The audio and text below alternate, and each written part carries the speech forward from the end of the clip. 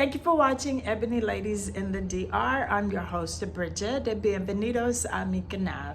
I am back with a little bit of Spanish. I know you all thought, se acabó.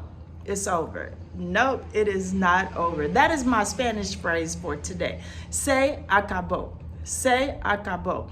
And I saw it on a documentary that I watched last night on Netflix, and it was about the women's football team from Spain. They had a scandal when they won the World Cup, and they had a hashtag, and their hashtag was hashtag Se Acabó. Is over. Se acabó. So that is your phrase for today, and maybe you'll go back and watch the documentary, get a little bit of history under your belt, along with a new phrase in Spanish. So yes, I came back, and I will resort back to some basic learning tomorrow. I'll figure out something to share.